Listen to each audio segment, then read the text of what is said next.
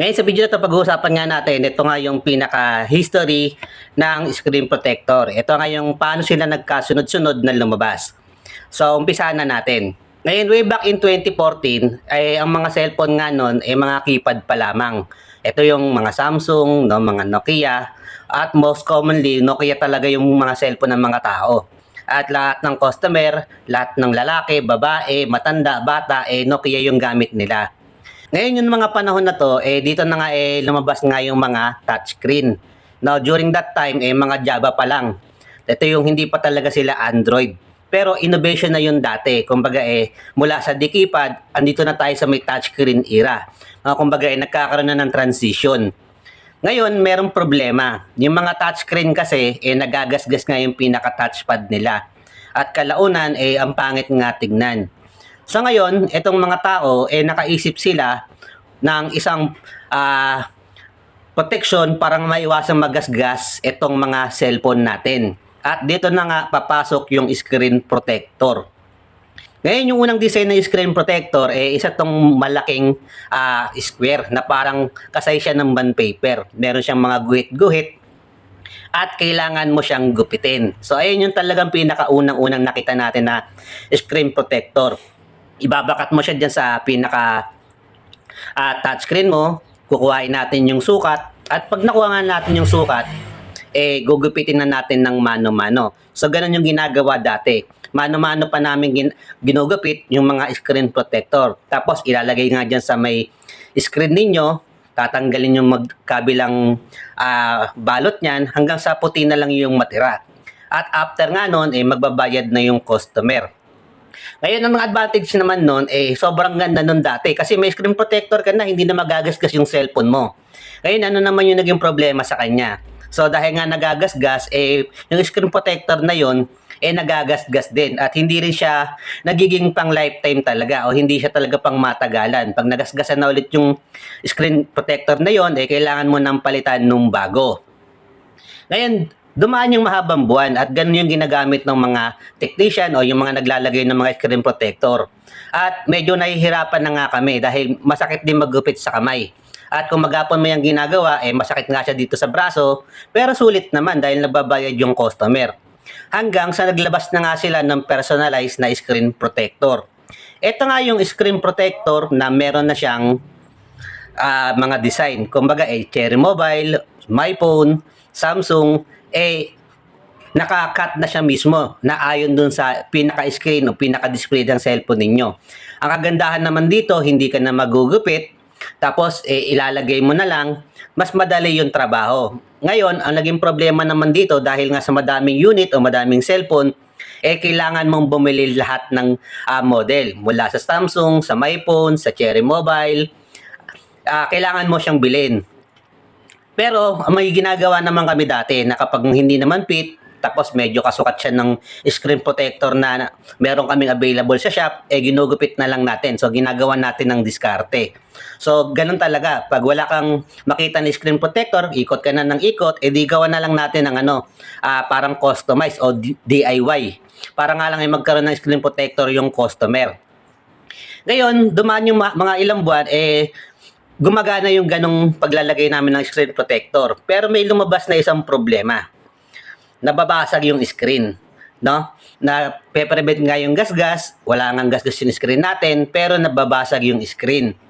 Ngayon, namomroblema na yung mga tao. Ano ba yung dapat naming ilagay para maging safe tong cellphone namin?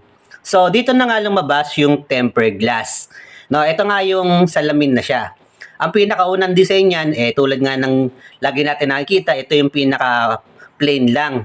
No? Ito yung kulay puti lang siya na ilalagay natin sa screen natin, tapos yun na, protektado na yung cellphone natin.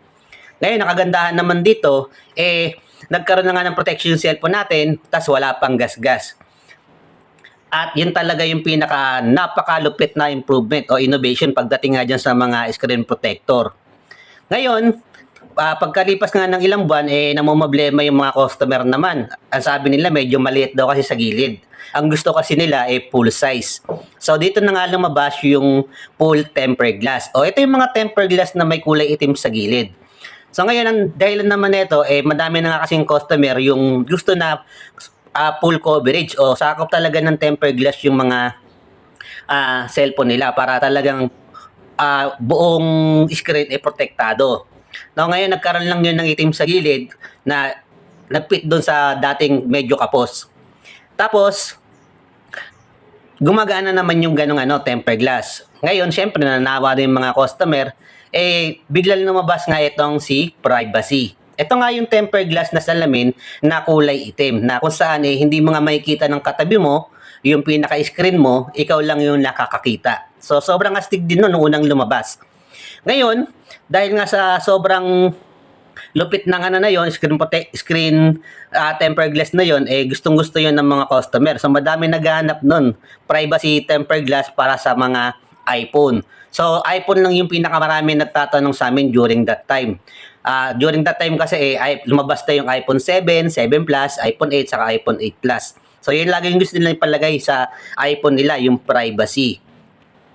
Ngayon, after nga ng privacy na yan, nauso na nga itong mga gaming. No, ito na yung andyan na lumabas sila Mobile Legends, sila CODM. No, ito yung nag-games na lahat ng mga tao. At ang reklamo nga nila kapag tempered glass yung gamit nila, madulas nga daw, nagpapawis sila at kailangan pa nila nung pulbo para nga makapaglaro sila ng maayos. At dito na nga lumabas si matte ceramic, no? So nung unang lumabas ito, madami nga nakikipagtalo sa akin sa mga vlog ko na matibay nga daw ito, hindi nababasag at maganda pa sa pagdating sa gaming.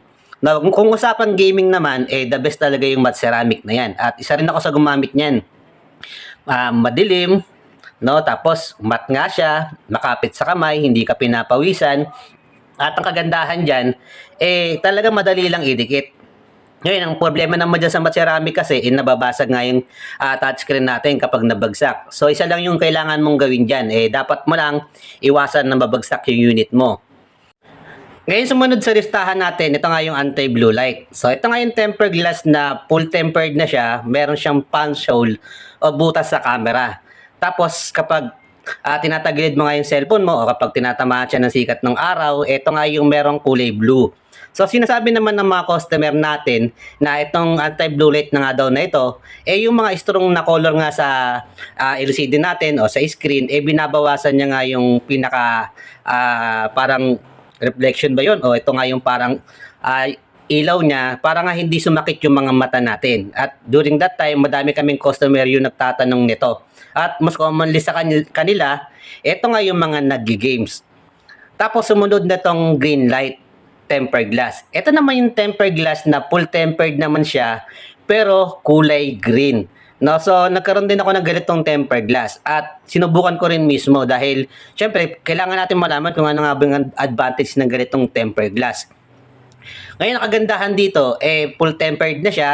Meron din siyang punch hole o butas sa camera. Tapos sa kagandahan dito, kulay green nga yung pinaka makikita mo dyan sa pinaka-screen ng cellphone mo. At hindi siya masakit sa mata.